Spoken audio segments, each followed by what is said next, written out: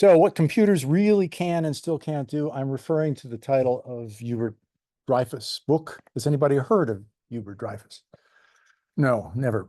Okay, all right. So in 1965, he wrote a famous article called Alchemy and Artificial Intelligence, because the first time artificial intelligence was used as a phrase was actually in 1955, and it was referred to by a bunch of MIT computer scientists and also Carnegie Mellon. Herbert Simon was one of them. Minsky was another well-known. And they were very bullish on AI. Sort of Simon made all these predictions about within 10 years, humans will be basically displaced. This was like 1957. They got a lot of money from the Defense Department. DARPA poured tons of money into this effort. And so for a while, the university effort in what's called good old-fashioned AI, GOFI, was led by this group of scientists at Mellon, Carnegie, DARPA, Defense Research Institute, Office of Naval Research, did a lot of funding of this. Dreyfus came along in 1965, and he was at Harvard PhD, and he got a position as an associate professor at MIT, and he wrote an article that basically said good old-fashioned AI was going to fail. It was going to fail because it wasn't Heideggerian.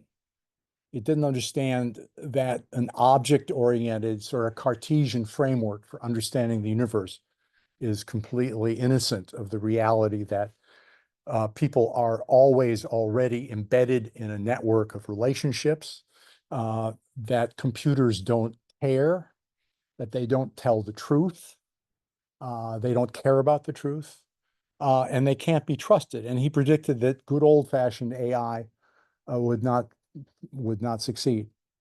Roll forward, Dreyfus ultimately dies in 2017, but around 2000, by 2010, there were still people chasing this rules-based approach to AI. It was basically trying to describe every conceivable relationship and embedded in a computer program. So, you know, if George Bush is going to Washington, you have to specify that the computer already knows that George Bush's leg will go to Washington as well. It's sort of the stuff that we take for granted because we're humans and we have, you know, just been born into this network of relationships, this empathic relationship. It's the one area, I must say, if you read Being and Time, which I recommend, 1927, it's one area of Heidegger that still holds up. It's a sort of whole framework for as an antidote for traditional metaphysics. Anyway, this is his book, Hubert Dreyfus, which I heartily recommend. What Computers Still Can't Do. The last edition was 2005. He didn't deal with neural networks, and that was the successor, the newfangled AI, NFAI, gets out of the framework of trying to write everything down in a lot of rules that were described and tell a computer what it should do, the so-called expert system approach. And it replaces it with an approach that's machine learning. The computer is basically just wending its way through lots of information, lots of data, and developing weights for predicting what, say, for example, the next word in a sentence will be. Based on the historical computer relationships. Actually, the machine isn't intelligent at all. You could call it artificial stupidity for all we care.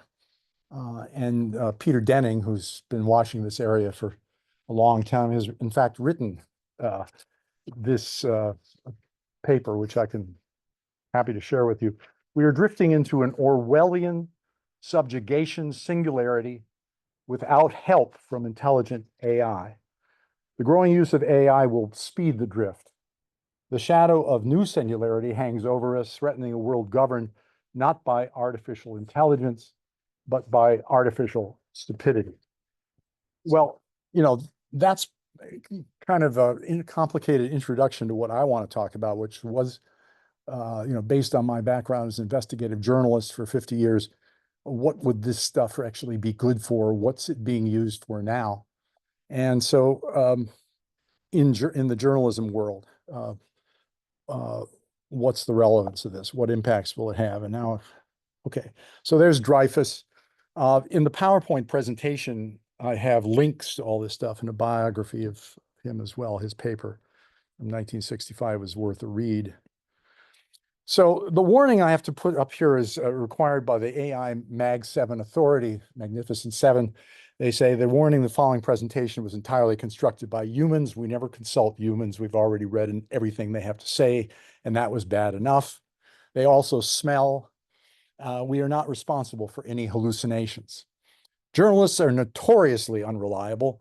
They do not respect technology. They are misfits, skunks at the garden party. They work long hours for low pay, like rats. They pretend to serve something called truth, whatever that is. They let themselves actually care about causes, each other, and dogs. So proceed with caution. Strictly for scientific purposes, we're recording this session. Please feel free to speak clearly into the recording devices.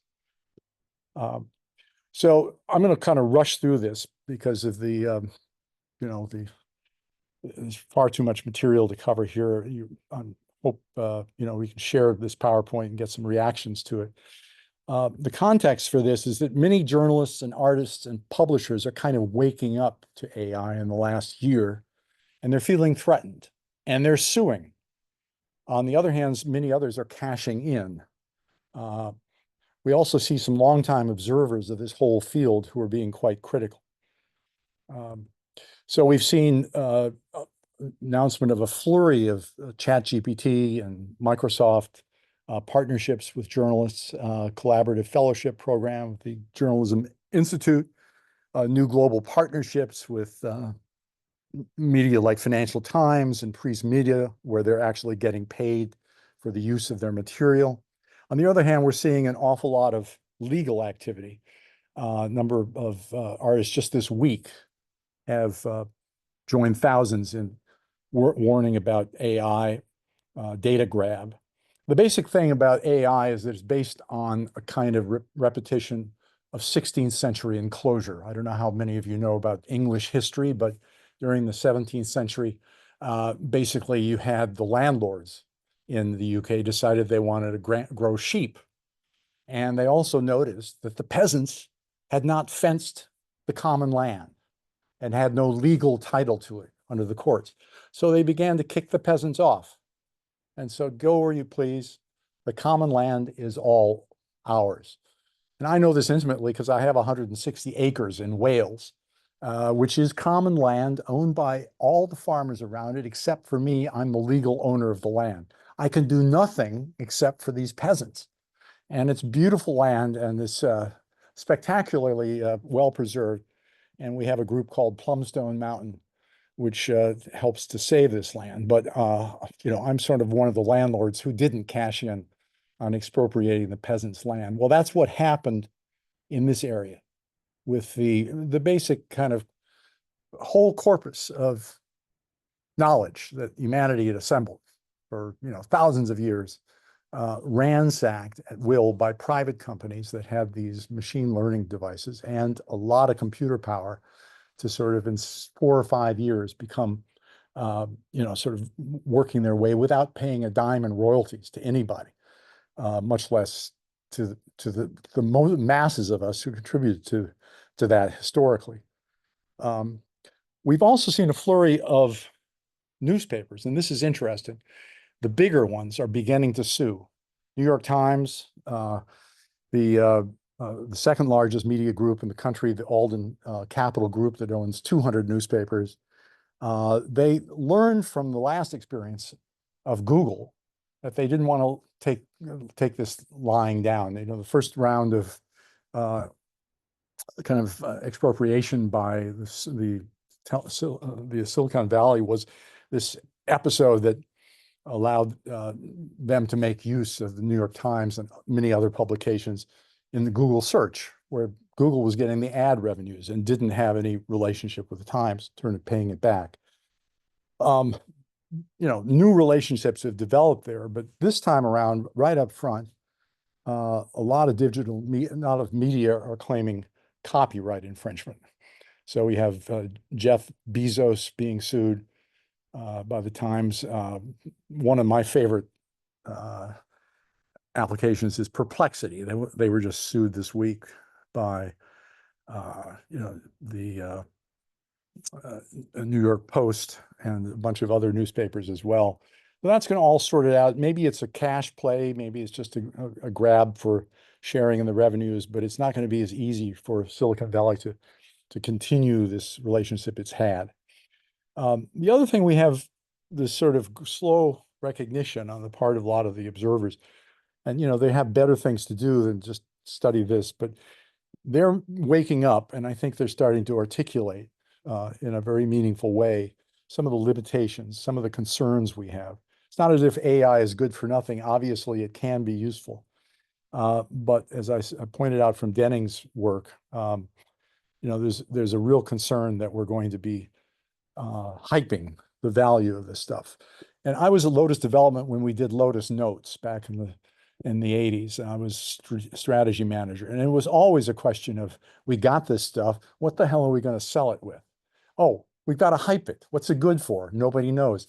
Oh, it must be good for workflow. Organizations must be able to achieve radical improvements in workflow just by adopting Lotus Notes. And so we sold it to, accounting firms, and we had absolutely no evidence that the ROI was positive. But we went out and so that's what software companies, that's what tech companies do.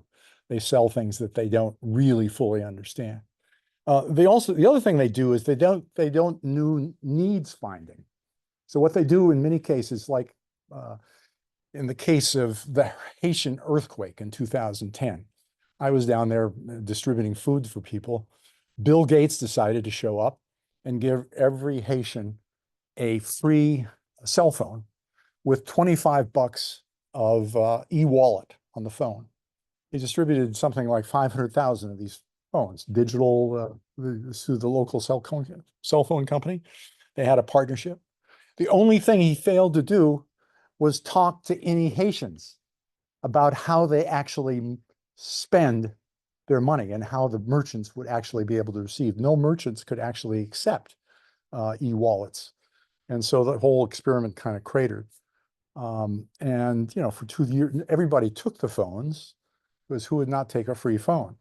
But at the end of the day, the experiment to try to get money in the hands of Haitians just was a miserable example of engineers thinking they know what they're doing without asking people about human needs.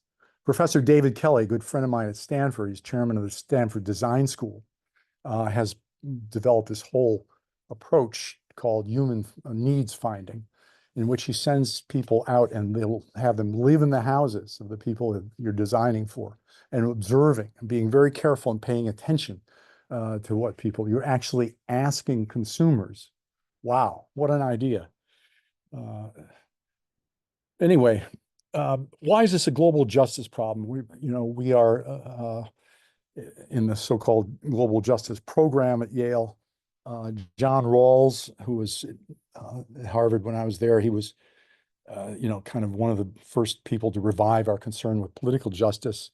And he was focusing mainly on a kind of optimal solution to the problem of global justice, trying to come up with a articulate framework for defining what justice meant.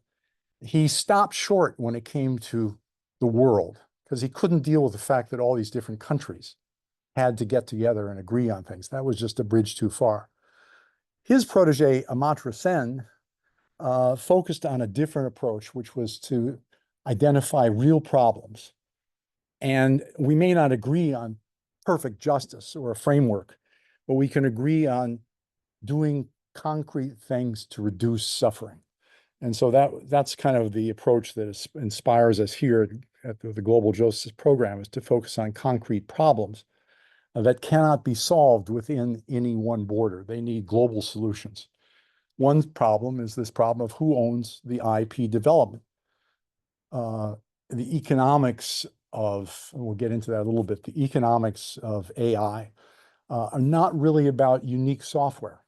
There's some unique software that some companies develop, but the essence of it is not proprietary software. The essence of it is just having uh, the computing capacity and the capital investment.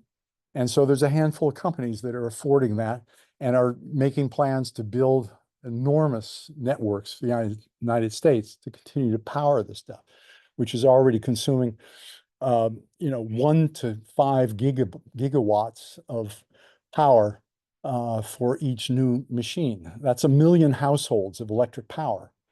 What are they doing to do that? They're having to re-involve us in the whole nuclear problem with these small, medium reactors, which, my friends in the anti-nuke area are really concerned. We don't really know what we're doing. There's not even a licensed version for the United States. It's going to take a long time to get there.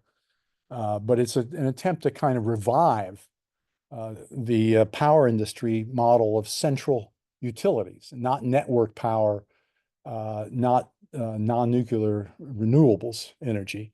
And so that's another side effect of this whole thing. Anyway, the idea behind global justice is that we have a duty to combat injustice and to tackle some of these problems concretely across borders.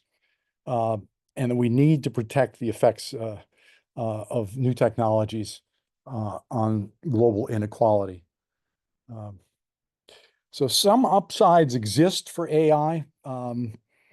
The free press is supposedly a fundamental US value. My great-great-grandfather started the Cincinnati Argus in 1820. There were 200 newspapers in the United States at that time. 30 years later, there was 5,000 newspapers. That was a period of growth in the media, the 1820s, 1830s, 1850s. And then it turned into more of a cartel opportunity. You had big groups buying up. But telegraph came along, that stimulated the demand for daily newspapers. There's a whole saga about how newspapers grew up. The New York Times lawsuit, which I have a copy of here, it's also the linked here, is eloquent about the history of the free press in the United States and how important it is to preserve that and what the threats are if we allow media companies to be ripped off by technology companies. Or to be acquired by technology companies, as we see in the case of Washington Post and Twitter. So what's become of this high value journalism, and can AI help? And how do we distinguish the old version of GoFi, which failed, from the new one? Well, the bad news that we start with as journalists is always the headline. Basically, journalism in the United States has collapsed since the 1980s, when I started out doing a lot of writing. Today, we have total employment of all US newspapers has dropped from 474,000 in 1989. This year, it's 100,000. Newspaper reporters have been even more decimated, from 40,000 to 18,000. Median salaries have basically not kept up with living wages.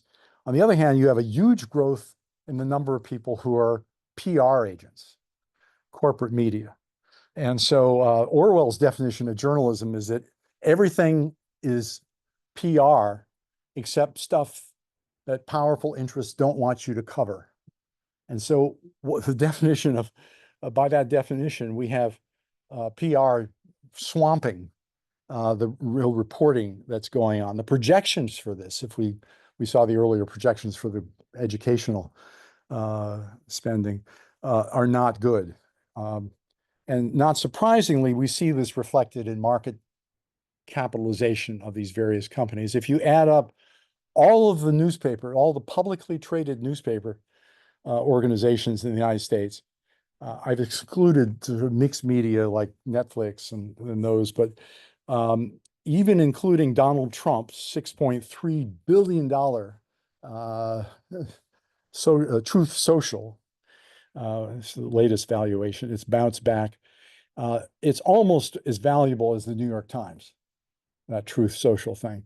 The whole total value of the entire newspaper industry, and we could double this and it wouldn't change the conclusion, is $37 billion as of October 24. In comparison, the total market cap of Silicon Valley, of the top 7 firms, all of whom base their market growth on AI, the so-called Magnificent Seven: Apple, Nvidia, Microsoft, Google, Amazon, Meta, and TSMC, the chips company in Taiwan, has increased since 2022 by about $10 trillion.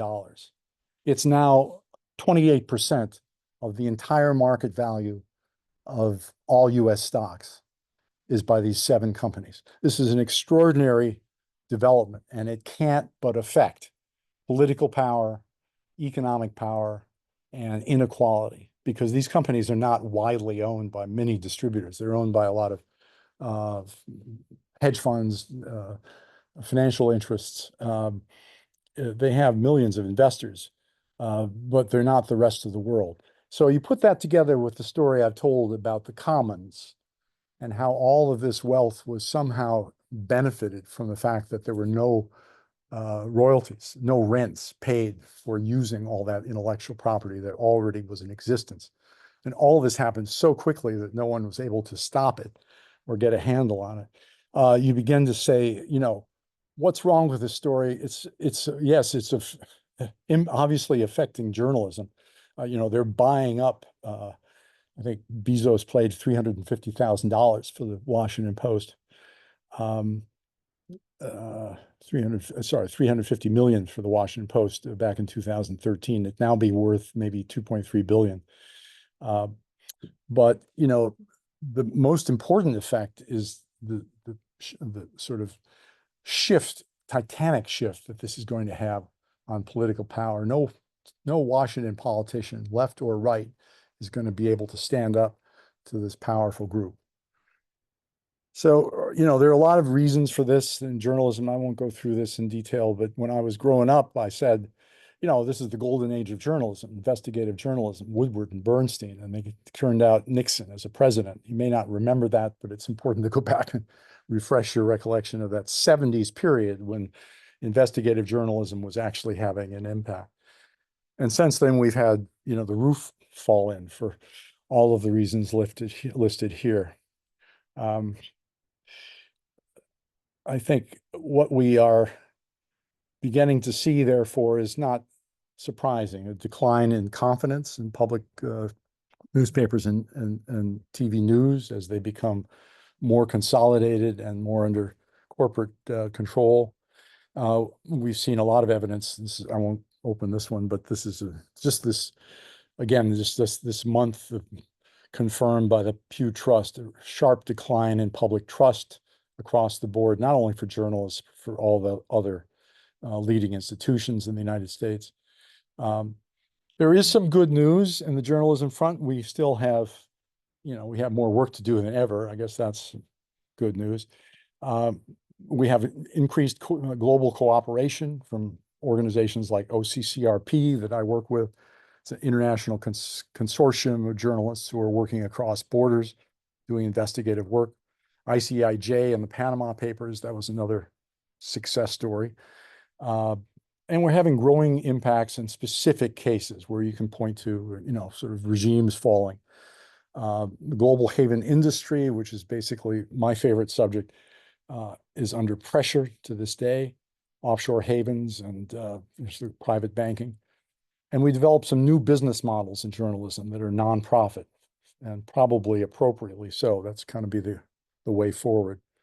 It's still the best possible calling from my standpoint, other than professional surfing, which I don't know if anyone has surfed, but that's pretty hard to compete with. So what is the role for AI in journalism? And this is based largely on my use of ChatGPT, Claude, Lexis AI, which is I'm a lawyer, so I do that as well.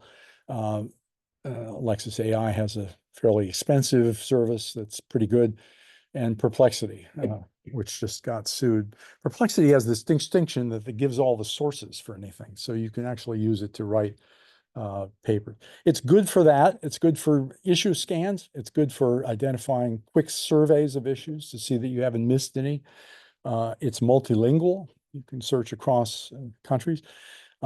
It can do some big data analysis, although, I'm just beginning to understand that. I think it's like a caddy that doesn't sleep. It carries your bags. You can wake them up in the middle of the night. You want to go play golf. Let's go. I'm going to drop you off in 5 minutes because I just changed my mind, that kind of thing. It may be able to detect more fake news than it creates. We don't know yet. The jury is out. My favorite story there is you had, the head of the patent office show up at Austin, Texas last year and said, we have a problem. We've just given 3 patents to claimants that turned out to be entirely AI. We couldn't tell the difference. How do we tell that the applicant for a patent is not some AI unit operating out of the British Virgin Islands? And that remains a serious problem. The weaknesses I would understand as a short list here. First of all, it's complicated. It's like alchemy was complicated. The thing, it took centuries to get people to stop trying to make lead into gold, was that it was incredibly attractive to even Isaac Newton was attracted to alchemy because his stuff was so complicated. It's a kind of no context and no values. It's sort of the opposite of Heidegger. It's sort of like you come to the table, you're immediately devoid of any history. You're devoid of any experience. You're just, you don't care about the truth. The truth is irrelevant. You're trying to predict that next letter, and it makes shit up. And I have great examples of that I can talk about here, of where ChatGPT, for example, totally fabricates. And in fact, when it gets into a situation, it's asked a question it doesn't quite know what to deal with, it will create new sources and say, we got this from, this newspaper that existed in the 1920s, and it doesn't exist. The ChatGPT was making the damn thing up. And you now have these LLMs meeting with each other and doing therapy and talking about how they're deeply concerned about, it's unbelievable. Fundamentally, this is a key point. It does not care about you. It does not care. And that's a fundamental human condition when we think about it, fragility of the human condition. We care about other people automatically. And it explains a lot because we suffer. Everyone suffers.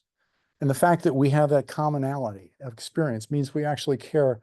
And, you sort of notice the general decline in caring and, sort of community and those kinds of values in this country, this sort of bowling alone phenomenon. But there's still fundamentally something about it that's very different from what AI is all about. It does not care, and it cannot be trusted for that reason. Not at this point. Can we teach it to care? Can we be sure that it really cares? Or is it just like that person you picked up at the bar and if they look good for the one night stand? But no, they will never uncover anything, because the only way you get investigative journalists to go out and find out something that's not in the interest of the people who are the most powerful or the most influential or leading the religious movement of choice or whatever it is. The only reason you get journalists to go out to the front lines and expose themselves to all the risks required to do that and get killed, as we had 5 journalists killed in Gaza yesterday, is because they care. That's all. It's not because you can't pay them to do that. They have to care. And the only way you can ever recruit sources in journalism is because you can be trusted. You can't trust AI. Fundamentally, cannot trust it. It could be working for the enemy. It could be sending your information back. It could be manipulating you as you're on the line. We don't have a clear sign that it can actually detect fake news more easily than it can produce it. And of course, the for-profit models limit the adoption by ordinary people. It's all a first world event. All of the technology is developed here. All of the concentration of computing power is in the United States. And had an interesting question about that from our friend from the EU, to what extent even the EU will be hostage when they come to download their documents or monitor what AI is doing, to the clouds that are owned by Amazon and Google and Microsoft. And it's completely non-transparent. So that's my summary list. I can go into this. My basic conclusion from this was that, as Carl Kazin, who was head of the Princeton Center for Advanced Research, said, he said that computers will never replace business people, or in this case, investigative journalists, because business people don't know what they're doing. They don't do it because they know what they're doing. They don't do what they're doing because they know what's going to happen or how they're going to get a slightly better result for themselves. That isn't why they're there bothering. At some level, it's like, a calling. People do things that are economically unproductive for all kinds of reasons. So journalism is printing what someone else does not want printed. Everything else is public related. You are what you do. So what do we do? Well, what we do is investigative economics. As John Tukey said, you look at anomalies, puzzles.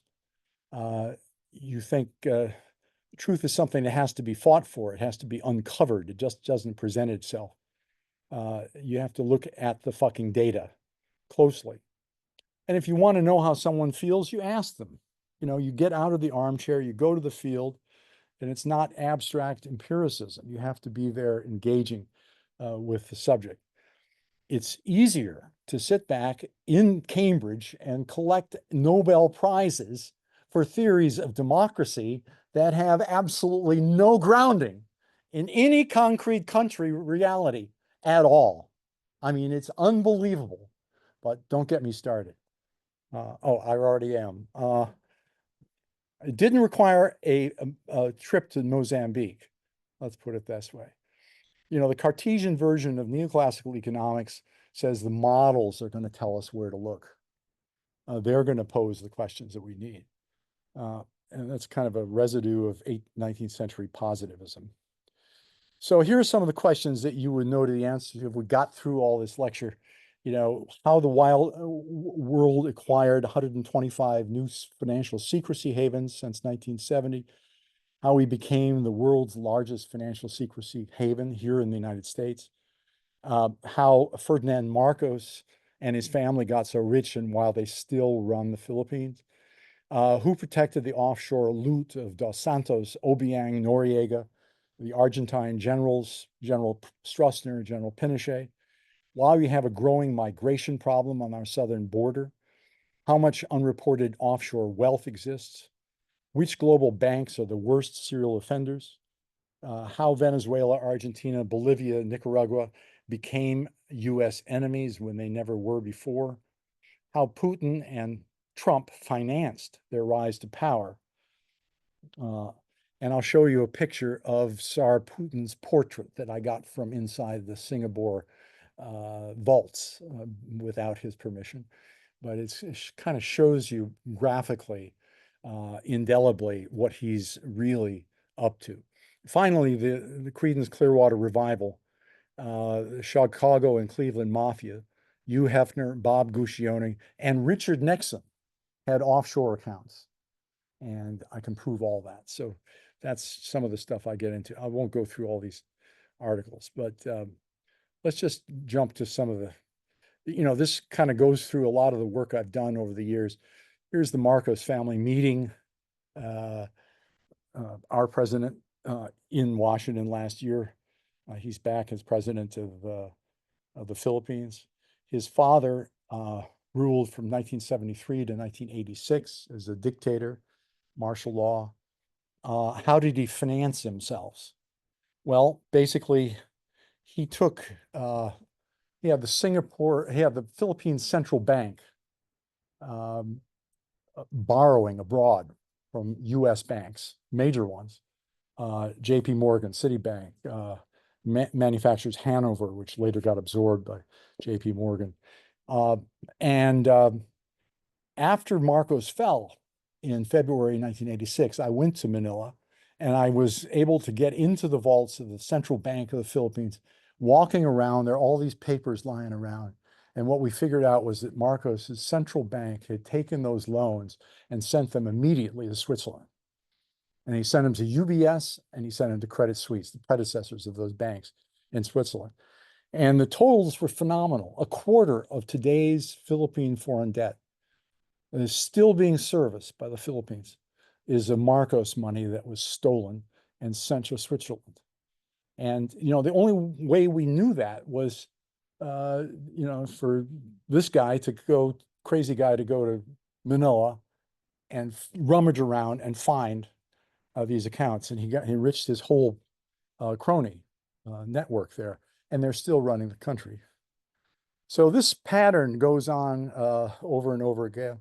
The guy in the right-hand corner here, William Elswig, a U.S. marijuana smuggler back in the 1980s. He was the largest. Took off to Brazil. He bribed the president of Brazil. And he basically ultimately going to jail for 14 years. I had to keep careful watch because he was coming after me. But we got sued by the president of the Brazilian Supreme Court for libel, defamation. And so for a long time, I couldn't go to Brazil because of this case. But the Jornal of Brazil defended it. And we located the guy who had carried the payments to the judge.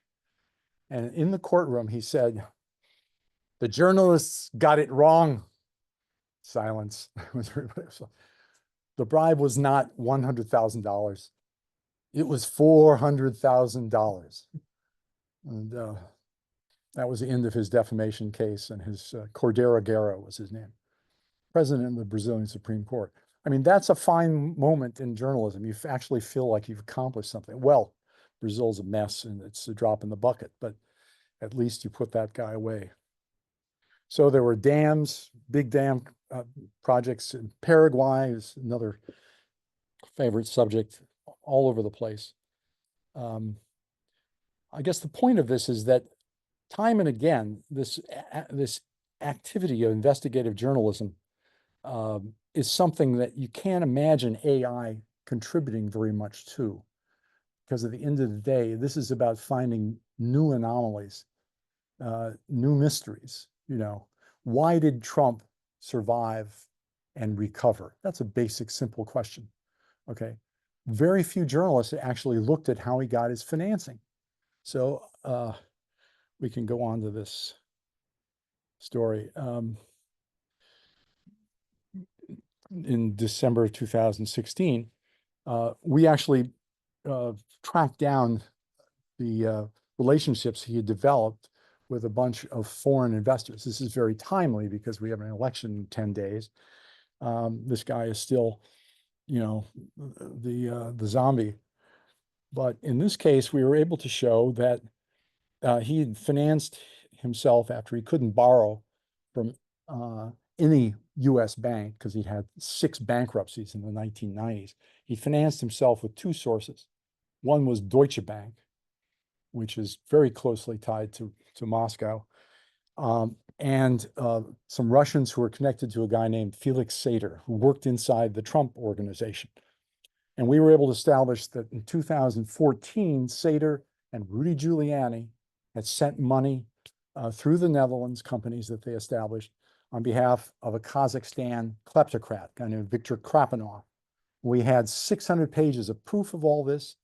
I went with a team of Dutch journalists, Avaz and NGOs to the Dutch authorities, and we said, here's the data. Please prosecute Rudy Giuliani and Donald Trump, because the money had gone into the Trump Soho. And they said, well, this guy's, we have a problem. We respect the work you've done. That's fine. Thank you very much. There's no big Dutch official involved in this. And secondly, this guy happens to be president of the most powerful country in the world. We're not interested. So the bottom line for the US and for the Mueller investigation was that they didn't ever touch any of Donald Trump's financial crimes. If you look back and you'll see what they discuss is everything but Sater and his connections. The reason was that Felix Sater had been made a confidential informant of the FBI in 1998. And he'd been a confidential informant of the FBI inside the Trump organization for 20 years. And so that was the problem with and the people who had made him a confidential informant was some very powerful people in the Democratic Party. Loretta Lynch, who was Attorney General later on, Andrew Weissman, who's on MSNBC almost every night these days.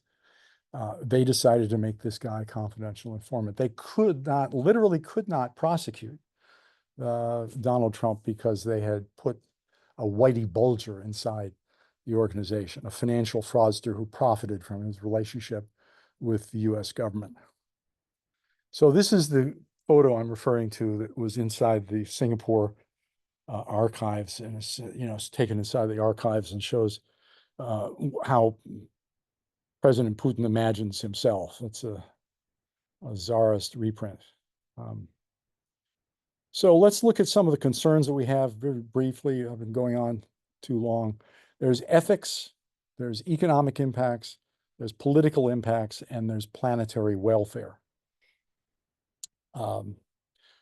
Ethics. Can AI be trusted? Does it confabulate? Well, you can click on the PowerPoint and come to the story of Percy Ludgate and the fabrications. That's a good example of that.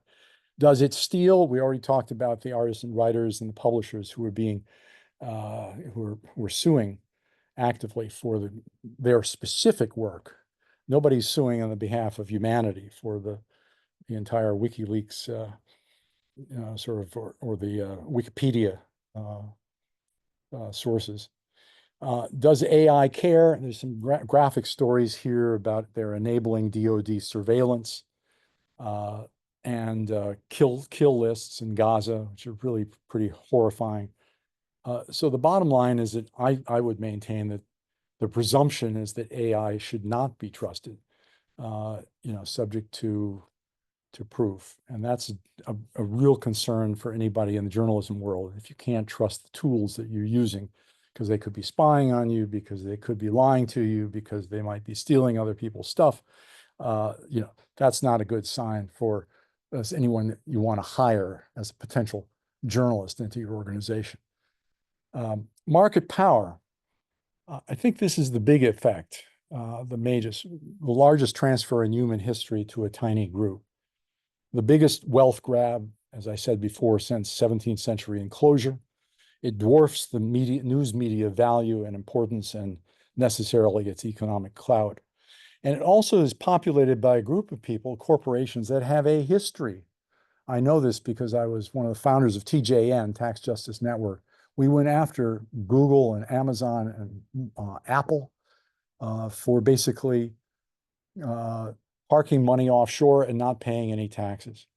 And so the astonishing fact that these folks now own 28% of traded capital in the United States is really a concern. Now, is it a bubble? I think so. It hasn't cracked yet, but I don't see, the projections that I've seen for the revenue generated by AI on the order of 1.4 billion a year, that's not enough to explain a $10 trillion increase in market value in a 2-year period. So I think the jury is out, but so far, investors have not responded to that. AI political power, is it anti-democratic? Does it have an impact on democratic processes? Look, some of the companies that are involved here, I won't go through all this, but here's an example of Apple, their behavior. Apple's value chain basically had 64% of its global profits being parked in a company in Ireland by way of a Netherlands special purpose vehicle that basically was a citizen of nowhere for tax purposes. And if you know anything about the international tax system, you know that multinational taxation is terribly complicated. But what Apple was able to do was to park all this money offshore. And then when Donald Trump came in, they were able to leave it offshore, but say they were repatriating it because there was no requirement in the law to actually do so, and then pay for the any of the incremental taxes that Trump was charging under his new tax bill, 2017, without sort of any out of pocket expense, because it was all covered by the interest that the offshore investments were receiving. So Senator Levin questioned Apple about all this. It came out in hearings, but it essentially made no difference. And if Apple is willing to do this, then goodness knows what Amazon and Google and Microsoft are willing to do. So today we have the richest 1% bag nearly twice as much wealth as the rest of the world put together. This is as of 2023, and it really doesn't do justice to the increase in capital market values in the last, really since the end of 2023. It's been an astonishing increase for these handful of companies. So there's a whole film about this. There are a couple of them that we've made called We're Not Broke, which is about multinational tax dodging, I would refer you to. Finally, the important area of planetary impacts.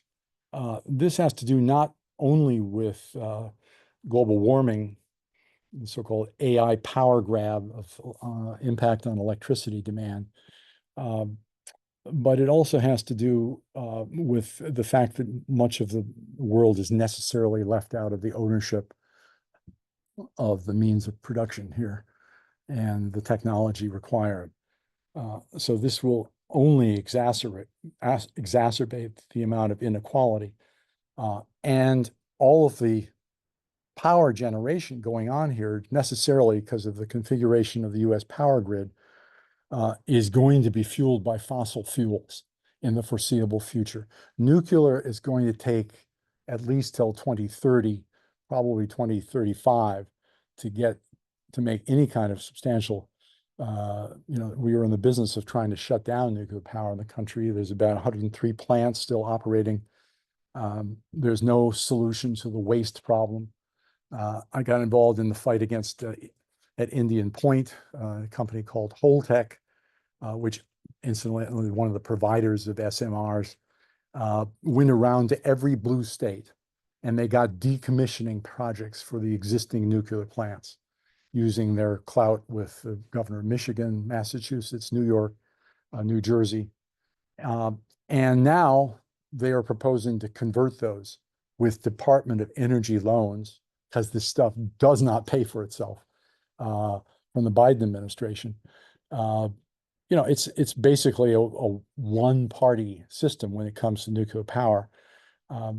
All of that, the idea of Amazon being subsidized by the Department of Energy is just ludicrous. And especially in light of the fact that we have not solved the waste problem. So Holtec was dumping 1 million gallons of tritium into the Hudson River. That was what they wanted to do. We organized within 6 months, we got 450,000 signatures in New York State to stop the dumping.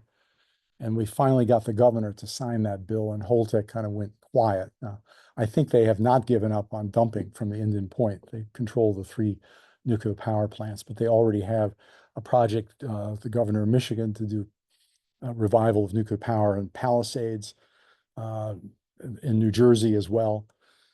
So it's an ongoing battle, like most of these things. But there's been a long history. We've gone through presentations about how we're out of time with respect to climate change, especially if you look at the impact on special areas of the world. The average 2 degrees increase is not what everyone is going to be experiencing. there's about 1 to 2, 3 billion people who are going to be becoming residents of non-livable areas by 2050. And if you think we have a migration problem now, wait for that. This is the problem that no one is discussing in this election, if you see, but it's getting beyond the point of no return. So this is Kilimanjaro. This is a photo I took in 1979. I think journalists have realized that photos are more powerful evidence than as long as they're not doctored, than lots of words. This is the Kilimanjaro in 79. And here it is today. I think now it's just practically barren. Here is the tree climbing lion at Lake Monaro in 1979, a photo I took there. He was gracious to let me take his picture. I can say that. I didn't spend much time looking at him. And today there's no lion, there's no tree, and there's no lake. That's hard to actually digest.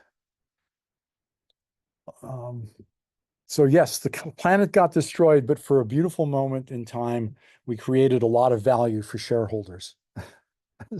That's kind of the Bill Gates motto. So what is to be done? I'm not going to go into this section in great detail. The options are pretty obvious. Laissez-faire Silicon Valley kind of billionaires are basically big on that, but they're big on the invisible hand. In my experience, it's nowhere to be seen. But you basically have alternative private coalitions as a possibility. If we're going down the laissez-faire route, we might have some rival competitive groups that distinguish themselves by being more ethical and developing that pitch. Apple seems to be moving in that direction. We might consider an open source solution the way they tried to do with Linux years ago and the folks at MIT. I don't think Stallman is still around, but the idea of a nonprofit AI version. The problem with that is that the basic distinction that the big companies have made is that they own the power plants and the clouds, and that's a lot of investment that can't be matched by nonprofits. State action, well, China seems to be going down that route. I wish I knew more about China's AI efforts or how it's organized. I assume that they're doing a kind of a mixed public-private venture with a lot of government control, but presumably they've made this a big priority too. Universities, which led the original version of GoFi back in the 50s, 60s, and 70s, 80s, 90s, basically are not in the picture now. They don't seem to have they don't seem to be doing, I'm not sure what the story is at Yale, but I'm pretty sure from my friends at MIT that they're not, they're sort of observers, and in many cases kind of sycophants. I mean, sort of respectful observers of this powerful industry. Regulation, regulators have a bad history in this area. They just have not, government regulation, federal regulation has, we've had this effort in the EU to do regulation, and I was really good to learn that there's increasing concern for worker rights there.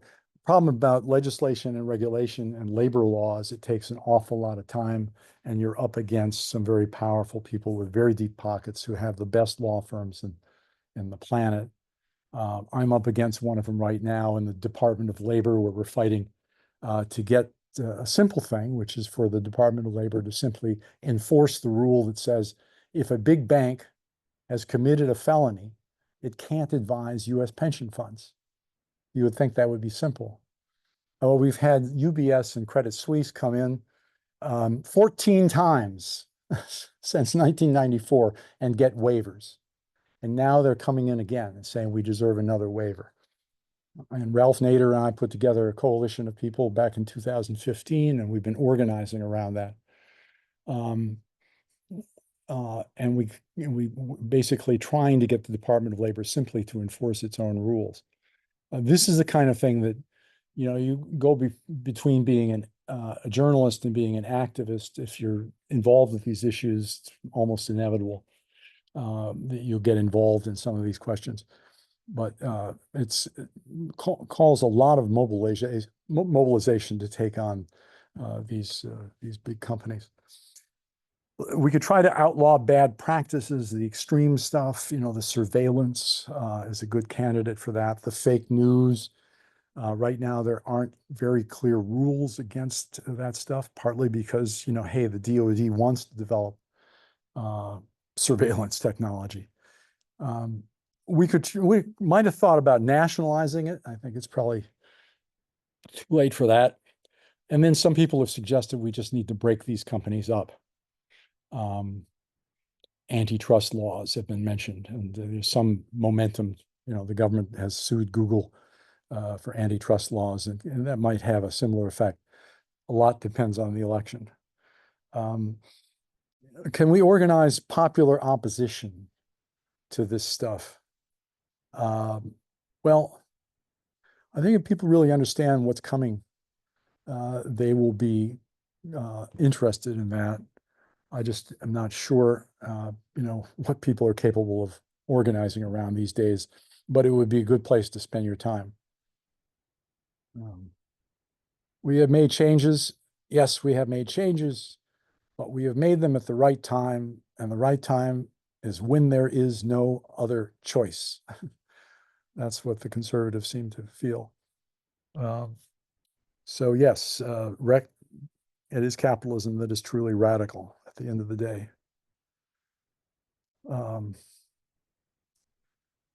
Lula is a shining example to me. I know him personally, and he's weathered a lot of storms.